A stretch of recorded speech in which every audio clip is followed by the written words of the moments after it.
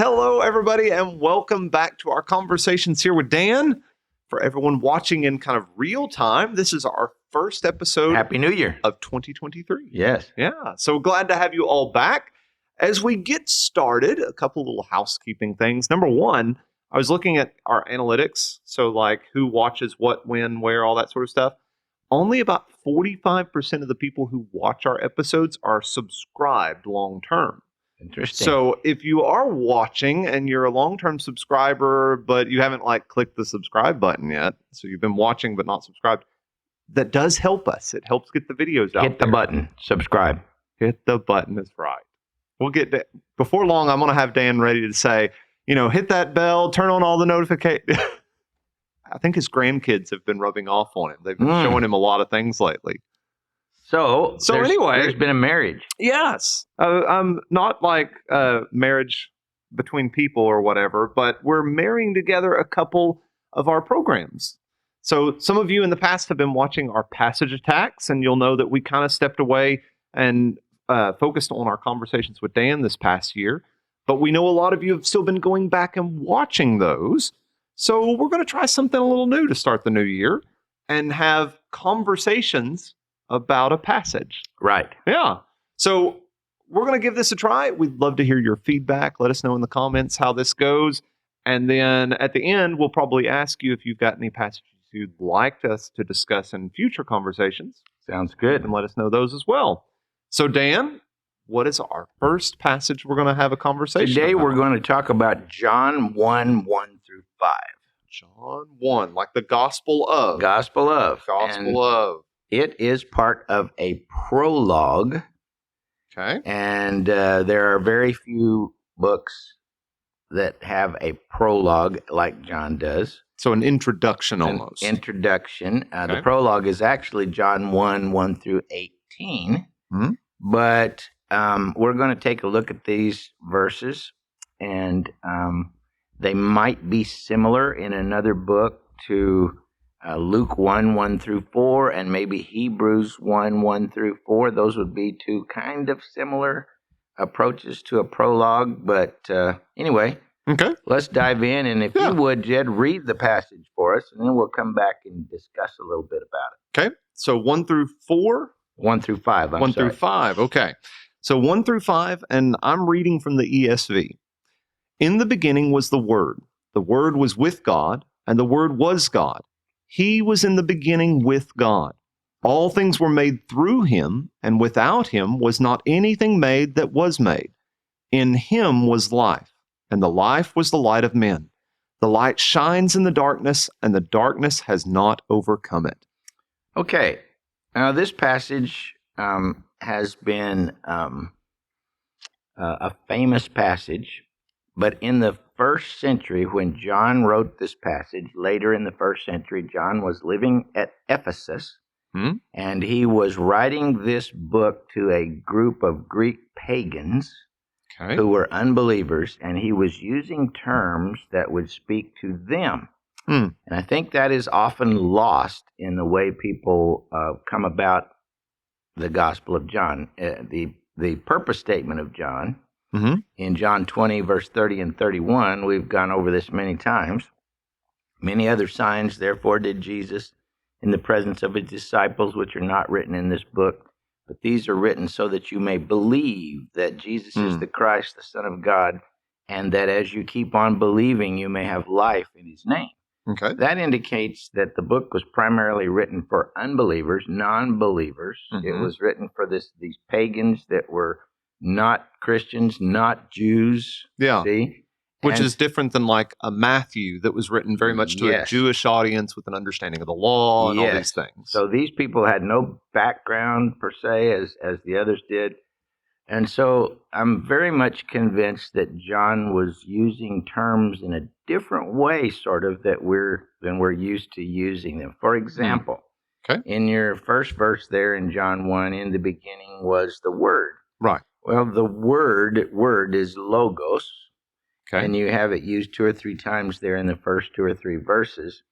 But the pagan audience that John is addressing. See, your Bible probably has a capital word. I was just about to say it. Now it's capitalized W on the word word. Right, but see, the pagan audience would not have seen that because in the Greek text, it's all of them were capitalized. All letters were capitalized back then. So is this kind of an English aid that's being provided to us? It is a Christianized way of looking at it, which John did not have in mind when he wrote this. So it's almost like by capitalizing this word, then they're trying to teach us something that maybe John wasn't quite ready to teach. He wasn't quite ready because he wanted to meet them on their own ground. Okay. So we understand it this way. We already understand it this way, so we're not hitting, the English Bible is not hitting us like the original hit the people that John wrote it to. Okay. So logos means something like mind or rational principle, or probably mind would be a good way to translate it. Okay. It comes from Greek philosophers like Heraclitus and Plato and others. But if you could read it like this, in the beginning was mind or reason. Okay. And that mind was with God, and that mind was divine. Then you get a different flavor, see, than you do reading it this way, because John is trying to carefully lead them up to verse 14 when he finally says that the Logos, or the divine mind, became flesh. And that's the mind-blowing verse. Right. That leads them into seeing that the mind of God became a human being, the Logos of God. So it's almost a pagan or understanding of organizational principles. Like there is organization to the universe around us that they were seeking out. Yeah, there is an underlying mind or rationale to the universe. And philosophers like Pythagoras would have seen it in the shapes and the organization of triangles and rectangles and all that lines. This is something you and I have talked about. We tend to think of Pythagoras as, he's just a mathematician. No, but he's talking about how he sees the logos in the world. Right. And Plato would use it to mean rationale or rational dialogue between people. Heraclitus, before any of those, he talked about the logos as the underlying principle that holds the universe together. And I think that's where John is going with this. See? So it's almost, he's taking their understanding of general principles of, hey, there's a cohesiveness, a direction to this world, and he's going, let me tell you about and some what kind that principle, of who mind it is. Or thought behind all of it. Yeah. See? Okay. So the Greek concept of it just touched the edge of a being, but really didn't get there all the way. See? But there was always mind, and not just matter. There was mind, rationale. There was organization. So they understood that.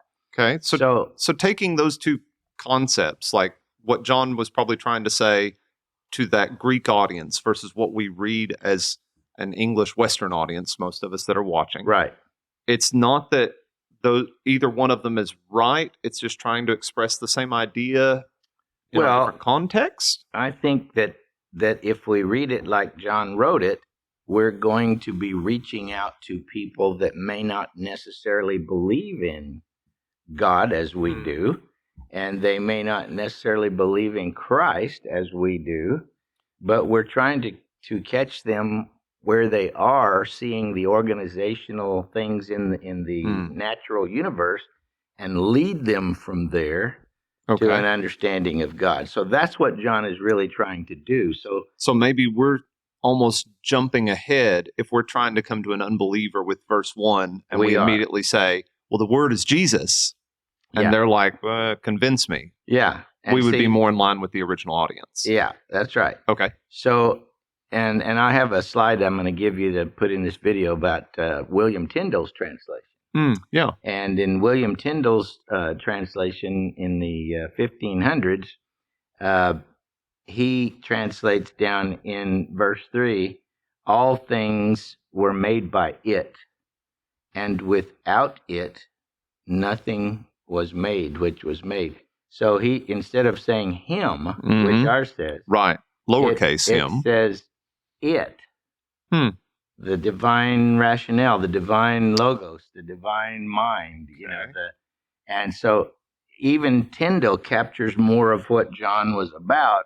Yeah. And without our assumptions being read back into it. I was going to say, so it's not that John was denying any of what we now understand. No. He just hadn't got to that point yet. Because if you get down to verse 14 and in the Logos became flesh, then John catches his reader with an idea that they hadn't considered. In fact, Augustine, in his Confessions, quoted this passage, and he said of the first few verses, he said, I read all these things in the pagan philosophers. But he gets down to verse 11 where it says, he came unto his own, and his own did not receive him. He said, I didn't read that in the pagan philosophers. Yeah. And he comes to verse 14, and when he says the Logos became flesh, he said, I surely didn't read that in the pagan philosophers. Right. So Augustine, who himself had a pagan father, he read this more like John intended it to be read, and he was led eventually to become a believer, partly through this and partly through his experiences. So John's gospel truly is an evangelistic gospel. It is. To these non-believing pagans. It is. Which may be more in line with, not saying that like everyone around you is a pagan sort of thing, but no. There's probably more of an understanding of the unbeliever. Exactly.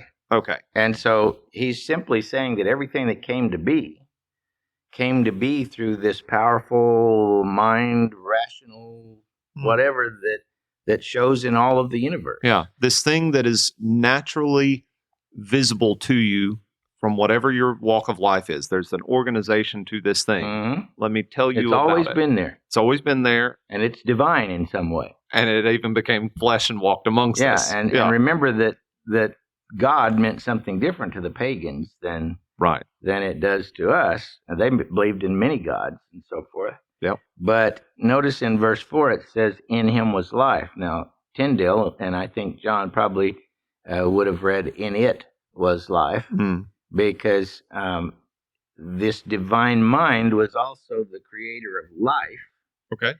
And even in the original language, there's two kinds of life. There's bios, which is biological life. Right. And in John's gospel, zoes is a higher form of life where that the human has relationships with the divine. See? What was that one again? Zoes. Zoes. Like zoology, Okay. But he says, in him or in it, in the Logos was life, and that life was the light of men. So you have Logos, which is mind or rationale, then you have life, and there's sort of a higher understanding of life, and then there's light. And the pagans talked a lot about enlightenment and light as opposed to darkness and ignorance. And so he's using their words. Yeah. And he's saying that all of this stuff that the philosophers talk about was located in this Logos, whatever that means. Okay. See? And then he makes the statement in verse 4, this life was the light of men. See, if men want to be enlightened, this is where they'll find it. Yeah. And the light is shining in the darkness. So the is shining is present tense. It's still shining. It keeps on shining in the darkness. So as we read like this verse 5 through 8, and even getting into verse 9 where he's talking about the light, we, again, the same way we read word and we think Jesus. We hear light, we think Jesus and the gospel. This is more talking about understanding at this point? It is illumination, understanding, everything that comes when you come from ignorance to enlightenment. But he says that in verse 8 and 9. He tells us that in verse 6 there was a man sent from God whose name was John. Yeah. And he came to bear witness to the light. And it says he was not the light, but he came to bear witness to the light. And then verse 9 says he, that is talking about the Logos, he was the true light. Well, in the book of John, you have true light, true bread, true vine. That's Plato's philosophy down to a core, because it's you have a literal vine here, but there's the idea of vine. And you have literal light here, but there's the idea of light and enlightenment, see? And so the true enlightenment, the true light that transcends every other kind of light is this logos. Yeah. See? But he's also trying to make clear that there's not like a separation that causes us to devalue the physical over the spiritual, because he's making sure and saying, and he physically came.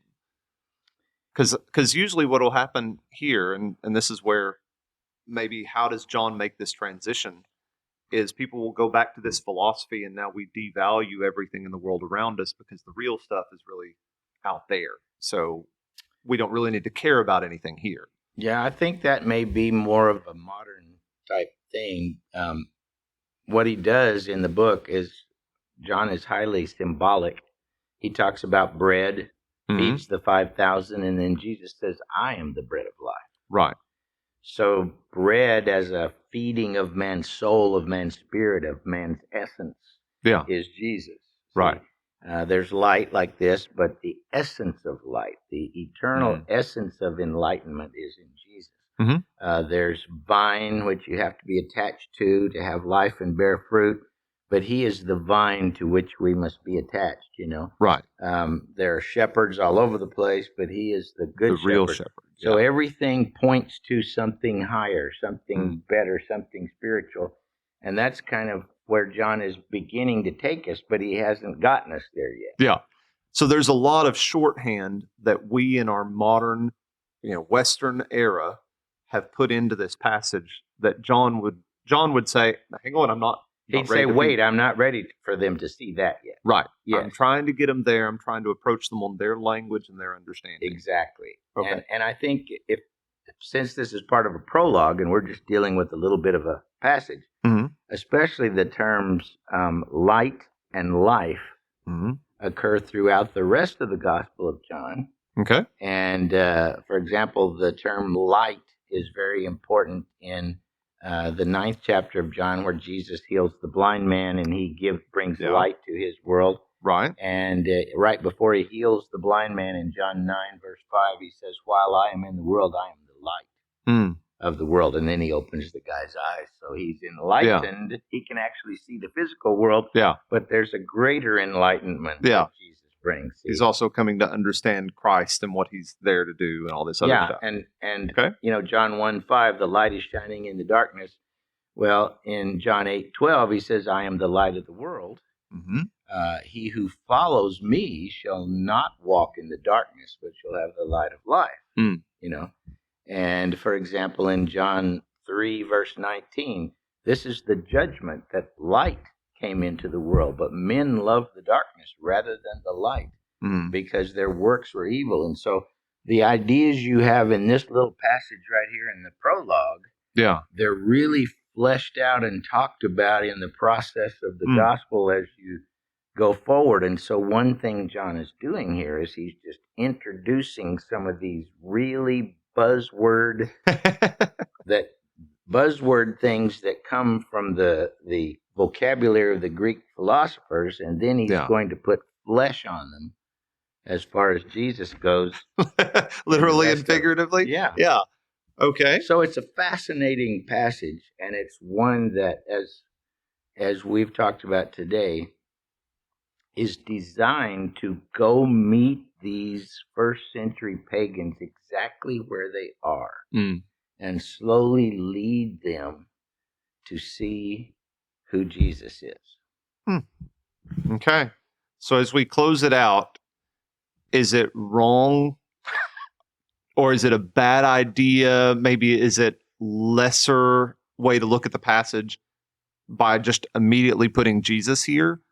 Or is it is it useful? Do you think I'm going to tell everybody that their Bible's wrong? No, I'm saying, like, if you're approaching the Bible with someone for the first time, would it be more useful to maybe have some of that understanding in there? Yeah, we would talk about that. The word, just word, like we translate it usually, is a fine translation that it's used that way. In fact, some of the philosophers, when they went to inquire of the gods, and they believed that the gods would speak to them some way, they said maybe the Logos will speak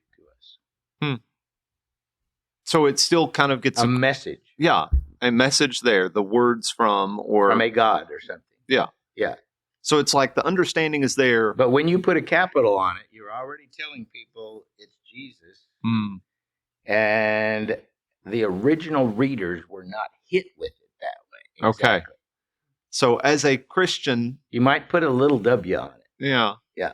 It's almost, as a longtime believer, like I love to read verse 1 and trust in the beginning was the Word, Jesus. And that is correct. Yeah. That is correct. But if I'm reading it to a first-time approach to the gospel, it may be better for them to figure that out on their own, well, or to be led to it. The way the Gospel of John hits people, if they read it like the original readers read it, they would think something different at first as they were reading it, and then after they finished it, they would go back and see what you see. So I guess it would be a don't like put the parenthetical as you're reading it. Like I'm reading it to a first-time person, I go, in the beginning was the Word. Now that's Jesus. And the Word was with God, and the Word was God. I should just read it and let them have their understanding. We should talk about it like we do here, like we've done here. But still, to hit people like it first hit them. Yeah. We would let John take his time in introducing it. Now then, maybe you would want to start capitalizing it at verse 14. Okay. So either way, at least it's meant to challenge, maybe for the believer who's going to have the discussion.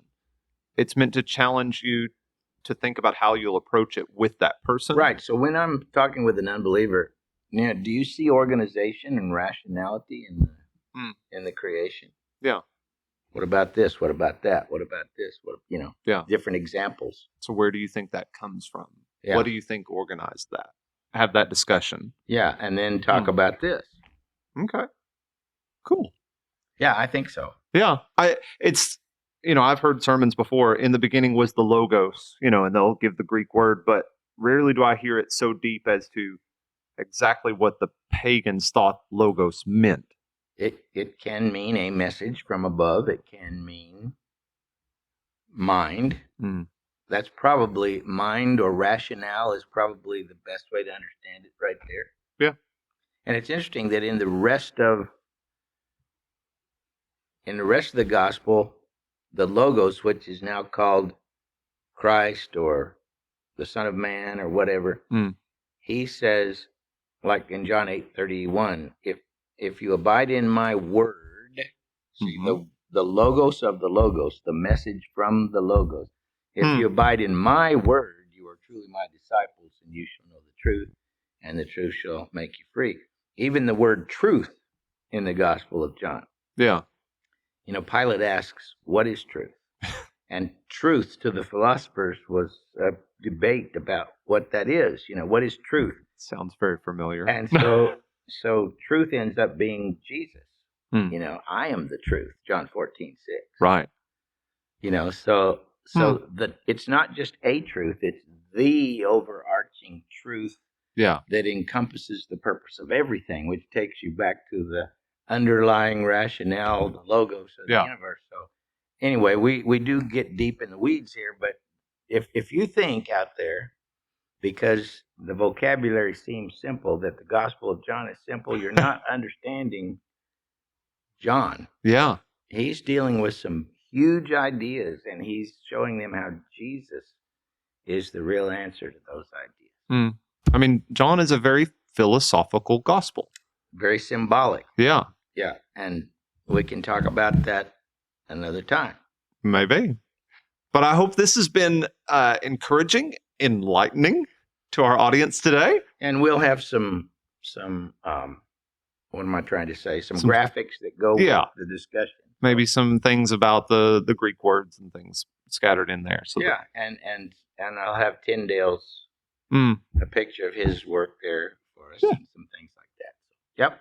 So as always, if you've got questions on this particular discussion, always, you can send us emails at info@broadwaycoc.com or leave us comments.